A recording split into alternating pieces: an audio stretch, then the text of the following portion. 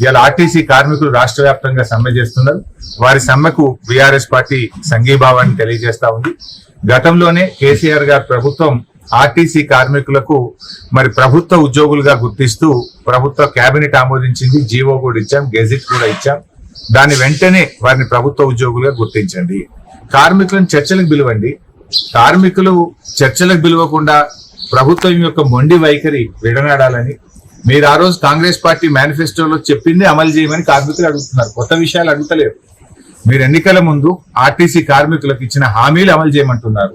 అది కూడా వాళ్ళు రాగానే అడగలేదు కదా. 2.5 సంవత్సరాలు ఒప్పుకోబెట్టారు. 2.5 సంవత్సరాల నుంచి ఎందుకు హామీలు అమలు చేయలేదు అని అడుగుతా ఉన్నారు. ఇంకోటి, మహాలక్ష్మి పథకం పెట్టినారు, కానీ ఆర్టీసీకి ఇవ్వాల్సిన డబ్బులు ఇస్తలేరు కదా. 3,000 కోట్ల రూపాయలు ఆర్టీసీకి రాష్ట్ర ప్రభుత్వం బకాయి పడ్డది.